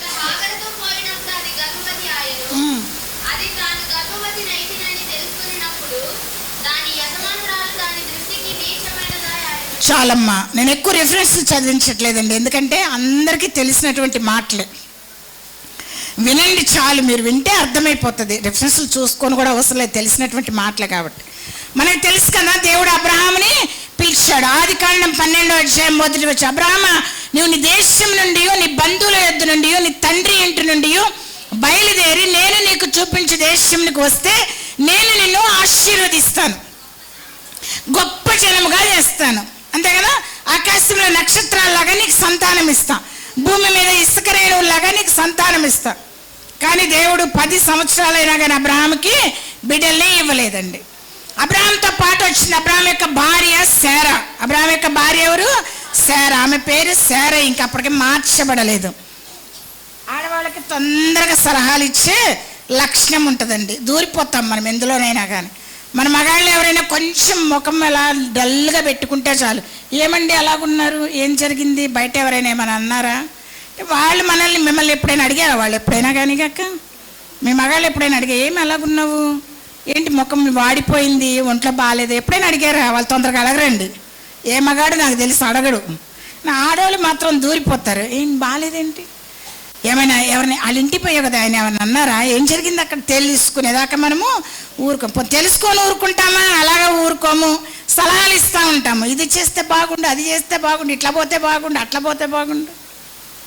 ప్రియులారా, జ్ఞాపకం చేసుకోండి. శారా కూడా ఏం చేసింది? తన భర్తకి ఒక సలహా ఇచ్చింది. ఏం సలహా ఇచ్చిందంటే, దేవుడు నీతో మాట్లాడాడు కదా, నాతో మాట్లాడలేదు కదా, మాట్లాడకపోతే ఏం చేయాలి? దేవుని దగ్గరికి వెళ్ళి మోకరించారా, ప్రార్థన చేయాలా, నాతో కూడా మాట్లాడయ్యా, నేను కదా పిల్లల్ని కనాలా, నాతో కూడా మాట్లాడయ్యా. అలా చేయకుండా సలహా ఇచ్చింది. భర్త చూపును బట్టే ఇచ్చిందో, ఈ పనమ్మాయి చూపును బట్టే ఇచ్చిందో, ఏం జరిగిందో తెలియదు, కానీ మొత్తానికి ఒక సలహా మాత్రం ఇచ్చింది. ఇక నా పనమ్మాయి ఉంది కదా, ఆమెతో పోతే ఆమెను పెళ్లి చేసుకుంటే ఆమె పుట్టే పిల్లలు నా పిల్లలు, ఆమె పుట్టే పిల్లలు నీ పిల్లలు ఎలాగవుతారు, నీ పుట్టే పిల్లలే నీ పిల్లలు అవుతారు, అంతేనా కదా? అబ్రాహాం కూడా ఓకే తలకవిపోయాడు. ప్రతిదానికి దేవుడి దగ్గరికి పోయి అబ్రాహాము ఈ పెళ్లి విషయంలో మాత్రం దేవుడి దగ్గరికి పోలేదండి. అవకాశం వచ్చింది కదా, మగ బుద్ధి అంటే ఏం బుద్ధి అది? దయచేసి ఏమైనా మగాళ్ళు ఉంటే క్షమించండి నన్ను, ఈ మాటలు వినేవాళ్ళు. కానీ ఒక మగ బుద్ధి మాత్రం ఉంటుందండి ఖచ్చితంగా. లేనిది ఒక్క యేసు ప్రభు మాత్రమేనండి. దేవునికి స్తోత్రం. ప్రియులారా జ్ఞాపకం చేసుకోండి, ఏం చెప్పింది? మంచి సలహా ఇచ్చింది. వెంటనే అబ్రాహాం పెళ్లి చేసుకున్నాడు. వెంటనే ఆమెకి గర్భం తెరవబడింది. ఎప్పుడైతే శారాతో ఇన్ని సంవత్సరాలు సంసారం చేస్తున్న ఆమెకి గర్భం రాలేదో, ఎప్పుడైతే ఆగర్తో సంసారం చేయగానే ఆమెకి గర్భం తెరవబడిందో, ఆమెకి కొమ్ములు వచ్చాయి. ఏమొచ్చాయి? ఆమెకి కొమ్ములు వచ్చేసాయి. నేనే ఈ ఇంటికి యజమానురాల్ని, నా కొడుకే ఈ ఇంటికి యజమానుడు, యావదాస్తికి నా కొడుకే వారసుడు, అబ్రాహాం తర్వాత నా కొడుకే. ఇక ఇప్పుడు ఆమె దృష్టికి ఆమె యజమానురాలు ఏమైపోయిందంట? నీచురాలైపోయిందంట. నీచమైనదాయను, అదే కదా రాయబడింది అక్కడ, నీచమైనదాయిందంటే. ఎంత భయంకరమైన పరిస్థితి అండి. ఇప్పటిదాకా ఒక పని అమ్మాయి, ఇప్పటిదాకా ఒక పని మనిషి ఆ యజమానురాలు చెప్పగానే పరిగెత్తుకొని పోయి చేసి, హాగరు ఇది పట్టండి, అమ్మ తెస్తానమ్మా, హాగరు నాకు ఇక్కడ నీళ్ళు పెట్టి అమ్మ పెడతానమ్మా, హాగరు నాకు కాళ్ళు నొప్పి వస్తే కొంచెం అమ్మ నొక్కుతానమ్మా, కొంచెం నూనె రాసి నొక్కుతానమ్మా. ఎవరమ్మే? సారా ఏ పని చెప్తే పరిగెత్తుకుంటే వెళ్ళి ఆ పని చేసే ఒక పని మనిషి ఇప్పుడు ఆమె దృష్టి మారిపోయేసరికల్లా, ఆమె స్థితి మారిపోయేసరికల్లా ఆమె కళ్ళు నెత్తికెక్కి నెత్తి మీద కొమ్ములు వచ్చి ఆమె యజమానురాలు ఆమె దృష్టికి నీచమైనదైందంట. చూడండి ప్రియులారా, నీ కన్ను చెడితే నీ యొక్క దృష్టి మారిపోతుంది, నీ స్థితి మర్చిపోతావు. ఏం మర్చిపోతావు నువ్వు? నీ స్థితి మర్చిపోతావు. చాలాసార్లు దేవుడిని నమ్మినటువంటి బిడ్డల్లో గర్వం చూస్తూ ఉంటాము. ఎందుకు వస్తుంది గర్వం? మన దేవుడు ఆకాశ మహాకాశాల పట్టజాల దేవుడు. ఆయన 33.5 సంవత్సరాలు ఈ భూమి మీద ఉన్నాడు. రిక్తునిగా దాసునిగా ఉన్నాడు. ఆయన మనల్ని ధనవంతులు చేయటానికి మన కోసం ఆయన దరిద్రుడయ్యాడంట.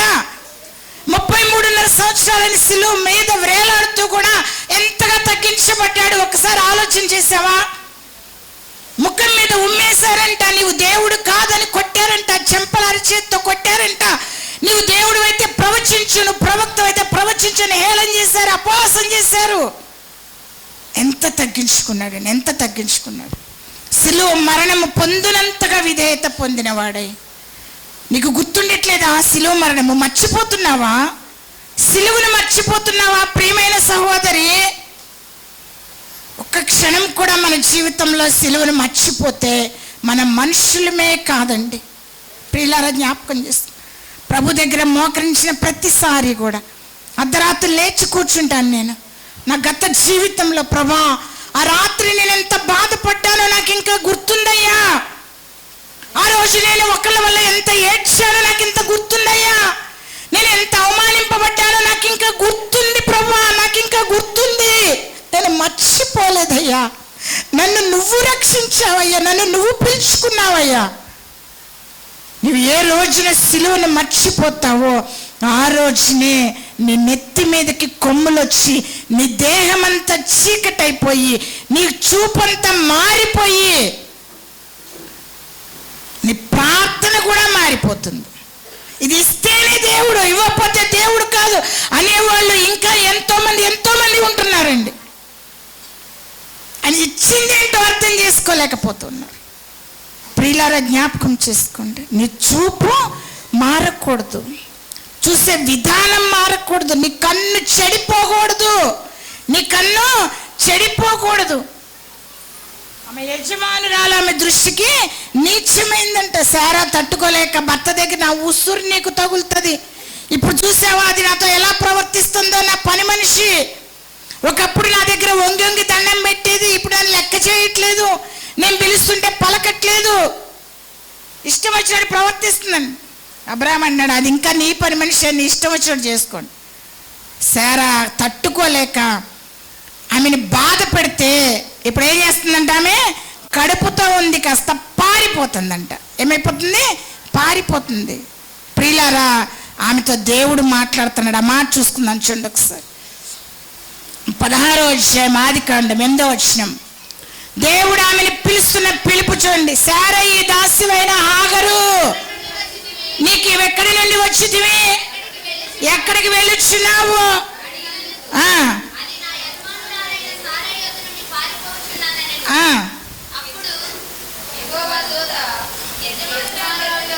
నీ యజమానురాలి యొద్దకు వెళ్ళి ఆమె చేతి క్రింద అణిగియుండు. దేవుడు ఆమె స్థితిని జ్ఞాపకం చేస్తున్నాడండి. అర్థమైందా ప్రియులారా? నీ శార పిలుపు కూడా చూడండి. దేవుడు ఏమన్నా శారయి దాస్యమైన హాగరు అంటే ఎందుకు పిలుస్తున్నాడు అలాగా?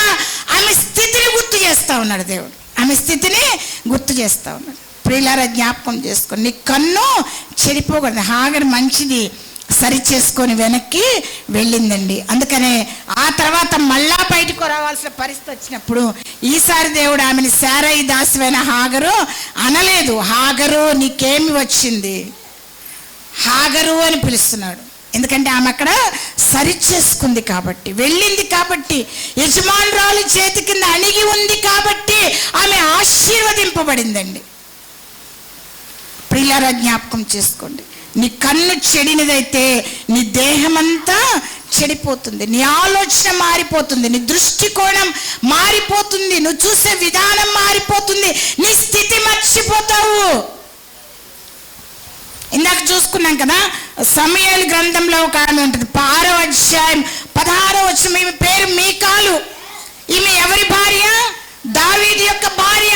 ఈమెను పెళ్లి చేసుకోవడానికి దావీదు ఫిలిష్తీయుల 100 ముందోలు తెమ్మని వాళ్ళ తండ్రి చెప్తే 200 మందిని చంపి 200 మంది ముందోలు తీసుకొచ్చి ఈమెను పెళ్లి చేసుకుంటాడు. ఈమె ఏ రోజున దావీదుని అభిషేకింపబడిన వానిగా చూడనే లేదండి. దావీదు కోసం ఎదురు చూడలేదు, దావీదు యొక్క పరాక్రమాన్ని గుర్తించలేదు, దావీదు యొక్క అభిషేకాన్ని గుర్తించలేదు. పైగా దావీదు దేవుని యొక్క మందసం ముందు నాట్యం చేస్తూ ఉంటే ఆమె ఏం చేస్తుందంట, తన మనస్సులో 6వ అధ్యాయం 16వ వచనం 2 సమూయేలు గ్రంథం, ఆమె తన మనస్సులో అతని హీనపరిచిందంట. హీనపరచడం మాత్రమే కాదు ప్రియులారా, అపహాస్యం చేసిందంట. ఏం చేస్తూ వచ్చిందంట? 20వ వచనంలో అపహాస్యం చేసిందంట.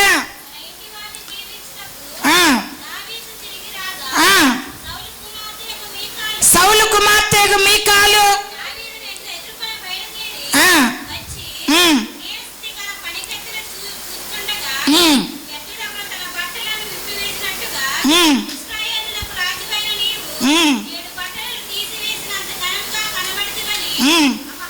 ఏం చేస్తుందంట? అపహాస్యం చేస్తుందంట, హేళన చేస్తుందంట. ప్రియులారా జ్ఞాపకం చేసుకోండి, యేసుక్రీస్తు ప్రభువుని అపహాస్యం చేశారు, హేళన చేశారు. అదే రీతిగా ఈమె ఇక్కడ అభిషేకింపబడిన ఏ రోజున కూడా ఆమె తన భర్తను బట్టి అతిశయించినట్లు ఎక్కడా కనిపించదండి. ఎప్పుడు చూసినా తండ్రి గొప్పతనం, నా తండ్రి నిన్ను చంపడానికి వస్తాడేమో, కనీసం ఎదురు చూడాల, తండ్రి ఇంకా పెళ్లి చేస్తే చేసేసుకుంది, మళ్ళీ రావటానికి కూడా పెద్ద ఇష్టపడలే. దావీదు తీసుకొచ్చుకున్నాడు కానీ ఆమెని, వచ్చిన తర్వాత కూడా ఇష్టపడలే. ఏం జరిగింది? ఆమె కుమారుడు, మొట్టమొదటి భార్య, ఆమె రాజకుమార్తె, ఆమె కుమారానికి వంశాంకురం అవ్వాలి, వంశాన్ని ఆ యొక్క వంశక్రమంలో చేర్చబడాలా. ఆ స్థానము ఒక పనికి మాలిన స్త్రీకి వెళ్ళిపోయింది ఆమె కారణంగానే. బత్షెబాకి వెళ్ళిపోయింది. మీకాలు ఆ స్థానాన్ని పోగొట్టుకుంది. ప్రియులారా జ్ఞాపకం చేసుకోండి 2 విషయాలు.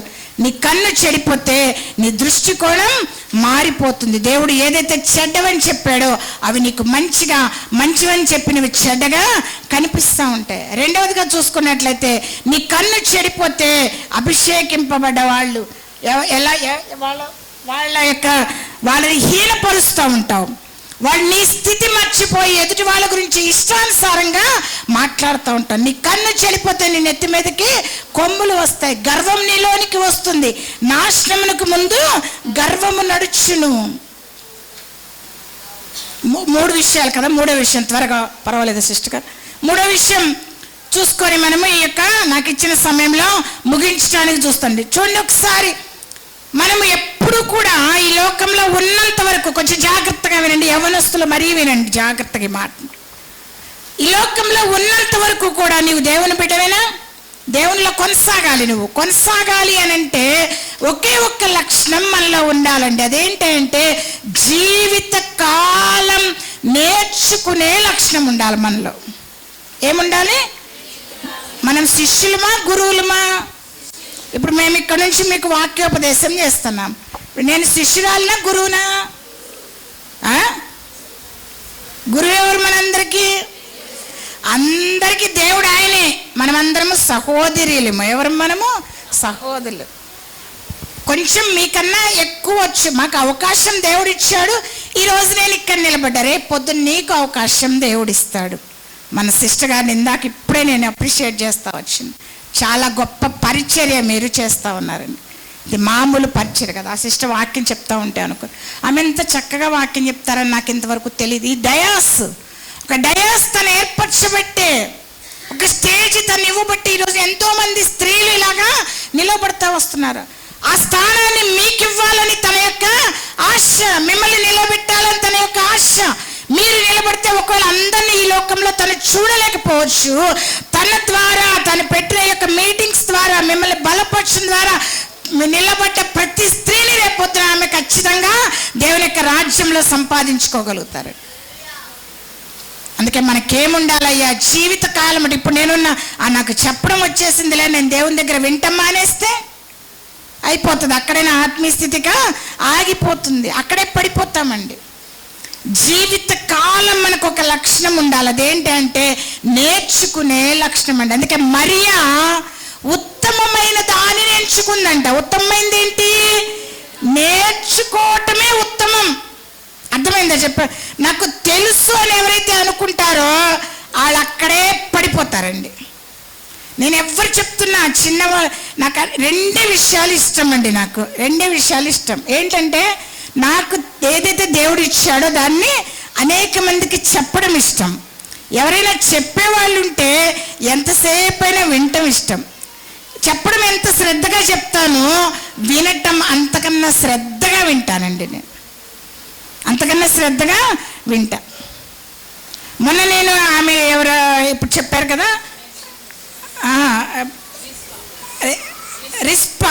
రిస్పా గురించి మొన్న నేను అక్కడ ఎన్పిఎన్ ప్రేయర్లో విన్నా ఒక మాట కదా. నేను అనుకున్నాను ఈ వాక్యం బాగుంది, కొంచెం ఎక్కువ ధ్యానిస్తాను అనుకున్నాను. ఇవాళ మొత్తం చెప్పేశారు ఆమె. మరి పెద్దగా ధ్యానించక్కర్లేదు, శ్రద్ధగా విన్నా తను చెప్తుంటే నాకు మంచిగా అనిపించింది. నేను ఎక్కువ ఎప్పుడు ధ్యానించలేదు. మొన్న ఒక ప్రేయర్లో విన్నాను. అంటే 2 మాటలు చెప్పారు ఆయన. నేను ఆ మాట విననుకున్నా, నేను స్త్రీ గురించి ధ్యానిస్తాం, ఆ స్త్రీల కొడుకులో ఉపయోగపడద్దు అనుకున్నా. ఆల్రెడీ ఈరోజు దేవుడు తన ద్వారా మంచిగా మాట్లాడించాడండి. ఎప్పుడు ఏముండాలి మనకి? వినే లక్ష్యం ఉండాలి. వినే లక్ష్యం లేకపోతే చాలా అంటే చాలా చాలా ప్రమాదంలో పడిపోతామండి. నేర్చుకునే లక్ష్యం ఉండాలా. జీవిత కాలం శిష్యులుగానే ఉండాలి మనము. ఎవరి దగ్గర? యేసు ప్రభు దగ్గర. ఆయన ఎవరి ద్వారా నేర్పిస్తే వాళ్ళ ద్వారా నేర్చుకోవాలా. ఆయన స్వయంగా మనకి నేర్పిస్తూ ఉంటే ఆయన దగ్గర నేర్చుకోవాలి, ఆయన పాదం చెంత నేర్చుకోవాలా. ఇప్పుడున్న సంఘ పరిస్థితి బాగా వినండి మాట. ఇప్పుడున్న సంఘ పరిస్థితి ఎలాగుందయ్యా అంటే మేము దేవుడి దగ్గరే నేర్చుకుంటాము, వీళ్ళు మాకు నేర్పేది ఏంటి అనుకుంటున్నారు. యేసు ప్రభుని బాగానే ప్రేమిస్తున్నారు, కానీ వాళ్ళకి పైన పెట్టినటువంటి వాళ్ళని, వాళ్ళ పైన యజమానులుగా పెట్టినటువంటి వాళ్ళని, వాళ్ళ పైన నాయకులుగా పెట్టినటువంటి వాళ్ళని, వాళ్ళకి నేర్పించడం కోసం పెట్టినటువంటి వాళ్ళని, వాళ్ళకి మాదిరికరంగా ఉంచినటువంటి వాళ్ళని లెక్క చేయటం మానేస్తున్నారండి. నేర్చుకోవటం మానేస్తున్నారు. అంటే ఏం చూస్తున్నారు? పై వేషధారణ మాత్రమే చూస్తున్నారు. మంచిగా కనిపిస్తున్నాను కదా నేను ఇప్పుడు అందరికీ కూడా. అక్క బాగానే ఉన్నారా? మంచిగా కనిపిస్తుంది, అక్క చక్క చీర కట్టుకో మంచిగా వచ్చింది అనుకుంటున్నా. కానీ చూస్తే నిలబడలేకపోతారు. ఇక్కడ నుంచి నొప్పి వస్తుంది నాకు లోపల నుంచి. ఈ వెన్నెంకాయ డిస్క్ ఏదో కొంచెం ప్రాబ్లం అయిందంట. దగ్గర ఒక 15-20 రోజులు బట్టి పడుతున్నాను. ఇంక పూర్తి తగ్గలేదు. కొంచెం ఇప్పటికే మళ్ళీ నడుచుంటే మళ్ళీ పెయిన్ వస్తుంది నాకు. చాలాసార్లు మనం పై రూపాన్ని చూస్తూ ఉంటామండి. ఏం చూస్తూ ఉంటాము? పై రూపాన్ని చూస్తే ఎప్పుడు కూడా నేర్చుకోలేవండి. చూడండి, ఇద్దరు స్త్రీలు ఒక ఆమె దగ్గర ఉన్నారు. ఆమె పేరేంటంటే రూతు కదా. రూతు, ఓర్పా ఇద్దరు ఎవరి దగ్గర ఉన్నారు? నయోమి దగ్గర ఉన్నారు. ఒకే ఇంటి కోడళ్ళు, ఇద్దరు తోటి కోడళ్ళు. ఇద్దరు ఒక అత్తనే చూస్తున్నారు. ఆమె యొక్క పతనాన్ని చూస్తున్నారు. ఆమె ఏమేమి కోల్పోతుందో ఉందో చూస్తున్నారు, వ్యాపారం పోయింది చూశారు, భర్త చచ్చిపోయాడు చూశారు, కొడుకులు చచ్చిపోయారు చూశారు, అంత ఆస్తులన్నీ పోయినాయి చూస్తూ వచ్చారు. ఇద్దరు చూస్తున్నారు. ఒక ఆమె అనుకుంటుంది ఈమె దగ్గర ఏమి ఇంకా లేవు ఉండటానికి, తిండికే లేదు, ఈమెకే తిండి లేదు, నాకేం పెట్టుద్ది. ఏం చూసింది ఈమె? పైన మాత్రమే చూసిందండి. కానీ ఒక ఆమె చూస్తూ వచ్చింది, అత్త చేస్తున్న ప్రార్థన చూస్తూ వచ్చింది, ఆమె విగ్రహారాధన చేయకపోవటాన్ని చూస్తూ వచ్చింది, ఆమె మాట్లాడే మాటల్లో విశ్రాంతి దినం యొక్క గొప్పతనం గురించి వివరిస్తూ ఉంటే అది చూస్తూ వచ్చింది. ఆమె దేవుని పట్ల భయభక్తులు కలిగి ఉండడం చూస్తూ వచ్చింది. ఎన్ని కష్టాలు వచ్చినా, ఎన్ని బాధలు వచ్చినా, ఎన్ని శ్రమలు వచ్చినా ఆ దేవుణ్ణి విడిచిపెట్టకుండా అక్కడే కన్నీళ్లు కారుస్తూ ఏడవటం చూస్తూ వచ్చింది. ఆ ఇశ్రాయేలు జనాంగం ఎలాగ విడిపించబడ్డారో ఆమె మాటల్లో వింటా వచ్చింది. అబ్బాయి జనం అయితే ఎంత బాగుండు, ఈ దేవుడు నా దేవుడు అయితే ఎంత బాగుండు, ఈ దేశంలో నేను నివసిస్తే ఎంత బాగుండు. ఏం చూస్తూ వచ్చిందండి? అంతరంగం యొక్క స్థితి. ప్రియులారా, జ్ఞాపకం చేసుకోండి, నీ పైన వాళ్ళలో ఎన్ని ప్లస్లు ఉన్నాయో 99% ప్లస్ ఉంటుంది ఎవరిలోనైనా, 1% ఎవరిలోనైనా చిన్న మచ్చ ఉంటుంది. ఈ చిన్న మచ్చను పట్టుకొని ఈ 99% పక్కన పెట్టేస్తామండి మనం. బాహ్యంగా ఎప్పుడు ఎవరిని కూడా చూడకూడదు. చూసినటువంటి ఓర్ప ఏమైపోయిందంట? తన దేవుని దగ్గరికి, తన బంధువుల యొద్దకి, అక్కడ రాయబడ్డ ఆ మాట తట్టుకోలేనండి నేను చాలాసార్లు. రూతు గ్రంథంలో ఉంటుంది కదా, రూతు గ్రంథంలో తన జనుల యొద్దకు, తన దేవుని యొద్దకు 15వ వచనం, మొదటి అధ్యాయం 15వ వచనం, నీ తోటి కోడలు తన జనుల యొద్దకు, తన దేవుని యొద్దకు. పై రూపాన్ని చూసి ఏమి ఆమె నుంచి నేర్చుకోలేకపోయింది. అదే మోయాబు దేశం నుంచి, అసలు మోయాబీలు గర్విష్ఠులు. మనం మా బాబుతో మాట్లాడుతూ వచ్చాను నేను ఈ మాట. ఇలాగే ఉంటారు, వీళ్ళ స్వభావం ఇలాగే ఉంటుందని చెప్తున్నావు కదమ్మా. నువ్వు ఎలా మారుతారంటే ప్రభు వైపు చూస్తే మారుతారు. మోయాబీలంటే గర్విష్ఠులు, మెడ వంచినటువంటి వారు, ఒకరి దగ్గర నుంచి నేర్చుకునే స్వభావం లేదు అసలు వాళ్ళకి. అటువంటి మోయాబు దేశంలో నుంచి కాలకుండా ఒక కట్టె బయటికి వచ్చిందండి ఆమె రూతు. ఎలా వచ్చింది? నయోమి యొక్క అంతరంగ స్థితిని చూస్తా వచ్చింది, ఆమె ఆత్మీయ స్థితిని చూస్తా వచ్చింది. ప్రియులారా, జ్ఞాపకం చేసుకోండి, నీ కన్ను చెడిపోతే ఎంతసేపు చూసినా బాహ్యమైనవే చూస్తావు. అలాగే యాకోబుతోటి 20 సంవత్సరాలు సహజీవనం చేశారు. ఎవరిద్దరు? రాహేలు, లేయా. ఇద్దరు 20 ఏళ్ళు ఇద్దరు చేశారు. ఇంకా రాహేల్ని చాలా ప్రేమించాడు యాకోబు గారు. 7 సంవత్సరాలు, మళ్ళీ 14 సంవత్సరాలు ఆమె కోసమే జీతం చేశారు. కానీ ఆమె భర్త నుంచి ఏమీ చూడలేకపోయింది. తను ప్రేమించమే పై ప్రేమ చూసింది, కానీ ఆయన దేవుణ్ణి ఎలా ప్రేమిస్తున్నాడో చూడలేకపోయింది. ఆయన దేవునితో ఎలాగ గడుపుతున్నాడో చూడలేకపోయింది. దేవుని మీద ఎలాగ ఆధారపడుతున్నాడో చూడలేకపోయింది. ఎలా ప్రార్థన చేస్తున్నాడో చూడలేకపోయింది. కానీ చూడగలిగింది కదా ఒక ఆమె. ఎవరామె? లేయా. ఎప్పుడైతే దేవుడు తన గర్భాన్ని తెరిచాడో వెంటనే దేవుని దగ్గరికి వెళ్ళింది. బిడ్డను కనంగానే అంటుంది, యెహోవా నా శ్రమను చూచి ఉన్నాడు.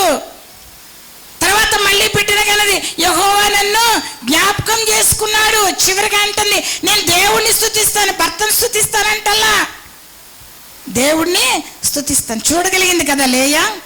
అందుకే యేసుక్రీస్తు ప్రభు వంశంలో లేయా వచ్చింది, కానీ రాహేలు రాలేకపోయిందండి. కారణం ఏంటంటే 20 సంవత్సరాల తర్వాత కూడా ఆమె తండ్రి ఇంటి నుంచి వస్తా, తండ్రి ఇంటిలో ఉన్న విగ్రహాలను తీసుకొని వస్తూ ఉందండి కదా. అంత భయంకరమైన స్థితి. ప్రియులారు, నీ కన్ను చెడిందైతే నీవు ఎదుటి వాళ్ళ యొక్క పై స్థితిని మాత్రమే చూడగలవు. ఏర్పరచబడ్డ వాళ్ళ యొక్క పై స్థితి మాత్రమే చూడగలవు. ప్రియులారా, జ్ఞాపకం చేసుకోండి, ఒక్క విషయం చెప్పి ముగించేస్తాను. యేసు ప్రభువారు ఒక స్త్రీని వెతుక్కుంటా వెళ్ళి ఉన్నారంట. ఎవరామె? తెలుసు కదా అందరికీ. చెప్పండి మరి, చెప్పింది తెలిసింది చెప్పడానికి. సమరయ స్త్రీ అందరూ తెలుసు కదా. మీకు తెలియని వాక్యం ఏమైనా చెప్పాను నేను ఇంతవరకు? ఎక్కడో లోతు రిఫరెన్స్ అవసరం లేదు, మనకి ఉన్న మాటల్ని. అందుకే నేను చెప్పా, వాక్యము మనలో ఉండాలి. మనలో ఉండాలంటే వాక్యం వింటే కాదు, వాక్యానుసారం జీవిస్తుంటే. ప్రియులారా, జ్ఞాపకం చేసుకోండి, యేసుప్రభువు వారు ఎత్తుక్కుంటూ మిట్ట మధ్యాహ్నం 12 గంటల వేళప్పుడు ఒక బావి దగ్గరికి వెళ్ళారు. ఏంటా బావి? యాకోబు బావి దగ్గరికి వెళ్ళారు. ఆ స్త్రీతో మాట్లాడటం మొదలెట్టారు. తీయండి ఒకసారి అందరూ యోహాను సువార్త 4వ అధ్యాయం అలా పట్టుకొని ఉండండి. ఆ స్త్రీతో మాట్లాడటం మొదలెట్టినప్పుడు ఆమె చూస్తుంది, అమ్మ నువ్వు కొంచెం నీళ్ళు ఇవ్వచ్చు కదా నాకు అని. ఆమె ఏం చూసింది? మొట్టమొదట ఆయన యొక్క వేషధారణ చూసింది, ఆయన యొక్క అంగీ చూస్తా వచ్చింది. పైనుంచి కింద వరకు కుట్టు లేని అంగీ ధరిస్తారు. ఆయన యొక్క హెయిర్ స్టైల్, జుట్టు చూస్తా వచ్చింది. ఆయన చూడగానే ఎలా ఉన్నారు? ఒక యూదునిలాగా ఉన్నారు. యూదుని యొక్క వేషధారణ. వీళ్ళు సమరయ స్త్రీలు. ఆమె ఏంటంది, మీరు యూదులు కదా, సమరయులు ఇచ్చిన నీళ్లు తాగరు కదా, నువ్వెందుకు నన్ను నీళ్ళు అడుగుతున్నావు? నువ్వు చేదుకోవడానికి చేద కూడా లేదు కదా ఇక్కడ అంటే. ఏం చూస్తూ వచ్చింది? ఆయన్ని ఎలా చూస్తూ వచ్చింది? పై రూపాన్ని చూస్తూ వచ్చింది. ఇప్పుడు ఆమె యొక్క స్వభావాన్ని మాట్లాడుతూ వచ్చినారు యేసుప్రభు. అమ్మ నేను నీకు నీళ్ళు ఇస్తాను, జీవజలాన్ని ఇస్తాను, ఇంకా ఏమన్నా నువ్వు వెళ్ళి నీ పెనిమిట్ని పిలుచుకొని రా అంటే, ఆయన పెనిమిట్ లేడు. చాలాసార్లు ఎదుటోళ్ళు ఏం కనుక్కుంటాళ్ళని అబద్ధాలు ఆడేస్తామండి. కానీ ఆ నిలబడింది మామూలు మనిషి కాదు, అక్కడ నిలబడింది ప్రభువైన యేసుక్రీస్తు వారు. అమ్మ నిజమే నువ్వు చెప్పింది, నీకు 5 పెనిమిట్లు ఉండేవాళ్ళు, 6వ వాడు ఉన్నాడు కానీ ఇంకా నువ్వు పెళ్లి చేసుకోలేదు కదా, నీ పెనిమిట్ అవ్వలేదు, నువ్వు సత్యమే చెప్పేవాడు. ఇప్పుడు ఆమెకు అర్థమైంది, అమ్మో ఈయనకి నాలో ఉన్న విషయాలన్నీ అర్థమైపోతున్నాయి, ఈయన ఒక ప్రవక్త, గొప్ప ప్రవక్తేనా వచ్చాడు ఇప్పటికే అనుకుంది. మొట్టమొదటి ఏమనుకుంది? యూదులు అనుకుంది. ఈమె రహస్యం చెప్పేసరికల్లా ప్రవక్త అనుకుంది. అనుకొని ఆయనతో వాక్యం మాట్లాడడం మొదలెట్టింది. చెప్పాను కదా ఇందాక, ఈరోజే కదండి, ఆ రోజుల్లో కూడా చాలా ఈజీ అయిపోయింది వాక్యం మాట్లాడి. వాక్యం ఎవరైనా మాట్లాడొచ్చండి, కానీ వాక్యం ప్రకారం జీవించడమే చాలా కష్టం. నువ్వు వాక్యం మాట్లాడడం ఇంపార్టెంట్ కాదు, వాక్య ప్రకారం జీవించడం అనేదే ముఖ్యం. ఆమె వాక్యం మాట్లాడడం మొదలెట్టింది. మాకు ఒక దినం వస్తుంది, మేము ఎదురు చూస్తున్నాము, మేము కూడా కొండ మీదకి వెళ్ళి ఆరాధన చేయగలం, యెరూషలేములోకి మేము కూడా ప్రవేశించగలం, మా కొరకు ఒక ఆయన వస్తా అన్నాడు, ఆయన పేరు మెస్సయ్య. అప్పుడు అంటున్నారు ఆయన, అమ్మా జాగ్రత్తగా చూడమ్మా, నీతో మాట్లాడుతుంది ఎవరో. ఇప్పుడు చూడగలిగిందండి ఆయన్ని. ఎలా చూడగలిగింది? ఆయన వైపు తేరి చూడగలిగింది, తన కోసం వచ్చిన ప్రభువుని చూడగలిగింది. ఎప్పుడైతే ఆయన చూడగలిగిందో అక్కడ ఆమెకు 2 కార్యాలు ఆమె జీవితంలో జరిగినాయి ప్రియులార. మొట్టమొదటి ఆమె కుండ విడిచిపెట్టింది, రెండవదిగా ఆమె ఊరిలోకి పరిగెత్తింది. బాగా బాగా బాగా అర్థం చేసుకోండి, ఈ చివరి మాటని చాలా బాగా అర్థం చేసుకోండి. మొట్టమొదట యేసు ప్రభుని చూసిన ఆమెలో 2 కార్యములు జరిగినాయి. మొట్టమొదటి ఆమె కుండ విడిచిపెట్టింది, రెండవది ఆమె ఊరిలోనికి పరిగెత్తుకొని వెళ్ళింది. ఎప్పుడైనా యేసు ప్రభుని చూసావా? నువ్వు రక్షింపబడ్డావు కదా, ఆయన వైపు ఎప్పుడైనా తేరి చూసావా? ఆయన వాక్యం యొక్క ఉద్దేశం ఏంటో ఎప్పుడైనా అర్థం చేసుకోవడానికి ప్రయత్నించావా? ఆయన నిన్నెందుకు పుట్టించాడో, ఇన్ని సంవత్సరాలు నిన్నెందుకు బ్రతికించాడో ఎప్పుడైనా ఏ రోజైనా అర్థం చేసుకోవడానికి ప్రయత్నం చేసావా? ఒకవేళ చేసి ఉంటే నీ జీవితంలో 2 కార్యాలు జరగాల. ఒకటి, నీ పాపం అనే కుండ విడిచిపెట్టుకొని ఉండాలా. రెండవది, పాపం విడిచిపెట్టుకుంటే సరిపోదు, ఆయన కొరకు పరుగులు పెట్టాలా. దేవునికి స్తోత్రం. ఆయన కొరకు పరుగులు పెట్టకుండా తోమిన గిన్నెలే తోముకొని, నాకు అన్నిటికంటే ఇష్టం లేని పని ఏంటంటే వంట చేయడం, గిన్నెలు తోమటం, వంట చేయడం. ఇంట్లో పని ఇష్టం ఉండదండి నాకు అస్సలు. కానీ దేవుడు బలవంతంగా ఏది ఇష్టం లేదు అదే చేపిస్తాడు ఆయన. ఇంట్లో పరంతా నేనే చేసుకోవాల్సిన పరిస్థితి. పిల్లల జ్ఞాపకం చేసుకుంటా, తోమిన గిన్నెలే తోముకుంటా, వండిన వంటే వండుకుంటా, తిన్న చేపలే తినుకుంటా. చేపలే కదా మనకు దొరికితే మంచిగా, తిన్న చేపలే తినుకుంటా, అయ్యే మురికి బట్టలు పొద్దున్న లేచిన దగ్గర నుంచి ఉతుక్కుంటా. ఇదే జీవితం. ఏమి కరోనా సమయంలో ఎంతోమంది, కొన్ని వేల మంది, ప్రపంచవ్యాప్తంగా కొన్ని లక్షల మంది చనిపోయారు కదా. నిన్నేం చంపలేదు దేవుడు. నీ కళ్ళ ముందు ఎంతోమంది యాక్సిడెంట్స్తో చనిపోతున్నారు కదా, నీవేమి చనిపోలేదు. ఇంకా ఎంతోమంది రోగాల పాలైపోయి మంచాల్లో పడి ఉన్నారు కదా, నీవేమి ఇంకా మంచిగా తిరగలుస్తున్నావు. దేవునికి నీ పట్ల ఏ ఉద్దేశం లేదా? ఎప్పుడైనా ఆలోచించావా నిన్ను గురించి ఆయన ఏమనుకుంటున్నారన్న సంగతి? 2 విషయాలు అర్థం కావాలండి రక్షింపబడ్డ వాళ్ళకి. ఒకటి, నీ పాపాన్ని విడిచిపెట్టుకున్న అనుభవం ఉండాలా.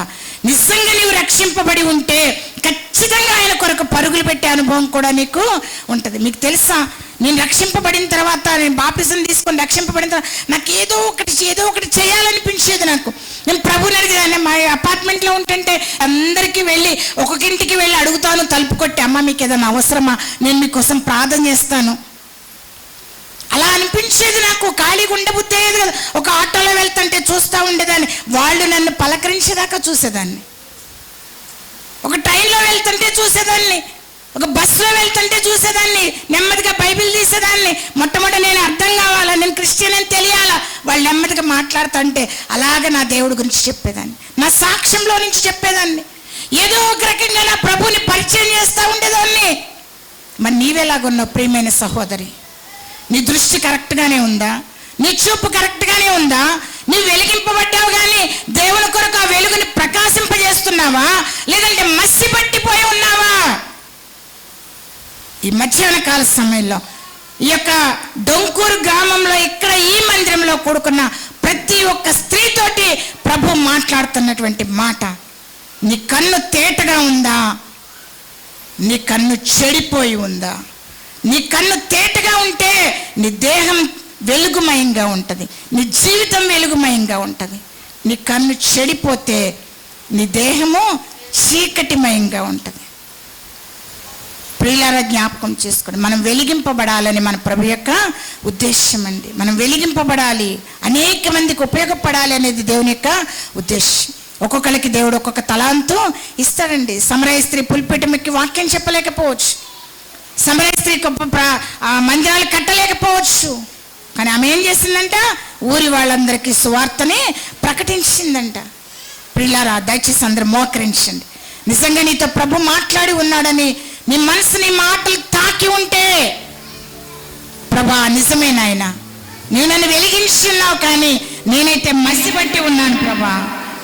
ఇదిగో నాయన, ఈ సహోదరి, ఈ సేవకురాలు వచ్చి మరొకసారి మమ్మల్ని జ్ఞాపకం చేస్తున్నారు ప్రభా.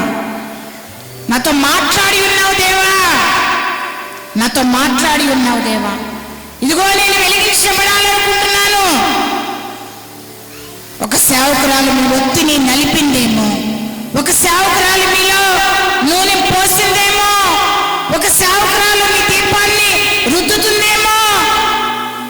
ఇదంతా మా యొక్క ఉద్దేశం కాదండి, ఇదంతా మీ పట్ల దేవునికి ఉన్న ఉద్దేశం.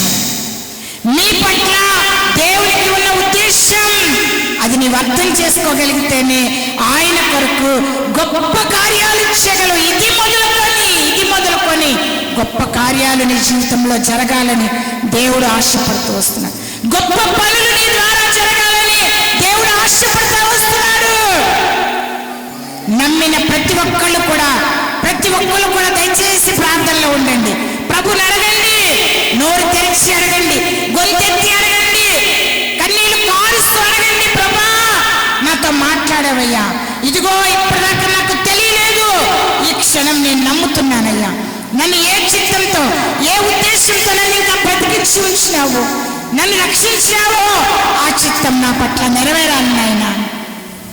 నాయనకు నా కన్ను చెడిపోకూడదు, నా దృష్టి కూడా మారకూడదు ప్రభా. నేను నీకు ఉపయోగపడే పాత్రగా ఉండాలి నాయన. ప్రార్థన చేసుకుందామండి, ప్రార్థన చేసుకుందాం. దయచేసి నాతో పాటు ఏకీపిస్తా. ప్రతి ఒక్కళ్ళు మీ గురించి మీరు ప్రభుని అడగండి. ప్రార్థన. ప్రభుని దేవా, పరిశుద్ధమైన మా తండ్రి, మీ ఘనమైన నామానికే స్తుతులు స్తోత్రాలు చెల్లిస్తున్నాం. గొప్ప దేవుడు, మహిమగల దేవుడు, మహిమా స్వరూపుడు నాయన, మీకు స్తోత్రాలు. మీరు మాట్లాడే దేవుడు నాయన, మీకు స్తోత్రాలు. మాతో మాట్లాడి ఉన్నావు దేవా, మీకు స్తోత్రాలు. దేహమునకు దీపము కన్నే అంటున్నాను ఆయన. ఆ కన్ను తేటగా ఉండాలంటున్నా. ఆ కన్ను చెడిపోతే మా దృష్టి కూడా మారిపోతుంది నాయన. మీరు మంచిగా అన్నది చెడుగాను, చెడ్డగా అన్నది మంచిగాను కనిపిస్తాయి నాయన. వద్దన్న వాటి వైపు చూసి ఉప్పు స్తంభాలు అయిపోతాం నాయన. నా తండ్రి నాయన, మా కన్ను తేటగా లేకపోతే, మా కన్ను చెడిపోతే మా నెత్తి మీదకి కొమ్ములు వస్తాయి నాయన. అనేక మందిని హీనంగా చూస్తూ ఉంటాం నాయన. దేవా నా తండ్రి, మా కన్ను చెడినదైతే ప్రభా నాయన, మేమేమి నేర్చుకోలేము ప్రభా. మేము పైపైన మాత్రమే చూడగలుగుతాం నాయన, సమరయ స్త్రీ చూసినట్లుగా నాయన. కానీ ప్రభా, సమరయ స్త్రీ తేటగా మిమ్మల్ని చూడగలిగింది ప్రభా, తేరి చూసి మీ కొరకు పరిగెత్తగలిగింది నాయన. అట్టి రీతిగా మేము పరుగులు పెట్టాలి ప్రభా, మీ కొరకు ఉపయోగపడాలి ప్రభా, మీకు పనికొచ్చే పాత్రలుగా ఉండాలి ప్రభా. మాకు ఏ తలంతు ఇచ్చినావో అది మా జీవితంలో నెరవేర్చబడాలి ప్రభా. ఎంతమంది స్త్రీలైతే అట్టి పశ్చాత్తాప హృదయంతో నాయన ప్రార్థన చేస్తూ వస్తున్నారో వారందరినీ బలపరచండి, వారందరినీ వెలిగించండి ప్రభా. ప్రతి ఒక్క స్త్రీ మీకు ఉపయోగపడే పాత్రగా ఉండాలి. ఇది మొదలుకొని వారి జీవితాల్లో గొప్ప కార్యాలు జరగాలి ప్రభా, ఇది మొదలుకొని వారి జీవితాల్లో అద్భుతాలు జరగాలి ప్రభా, ఇది మొదలుకొని వారి ద్వారా మీ పని ఇంకా అద్భుతంగా నెరవేర్చబడాలి ప్రభా. మీ రాకడ కొరకు, మీ రాజ్యం కొరకు వారు బలంగా నిలిచి ఉండే స్త్రీలుగా ఉండాలి ప్రభా. మీ దాసురాలకు ఇచ్చిన దర్శనాన్ని సంపూర్ణంగా నెరవేర్చమని యేసుక్రీస్తు ప్రభువారి అత్యున్నత నామమున స్తుతించి ఘనపరిచి ప్రార్థిస్తున్నాను ప్రియా పరమ తండ్రి. ఆమేన్. Thank you. ప్రైజ్ లార్డ్ అందరికీ.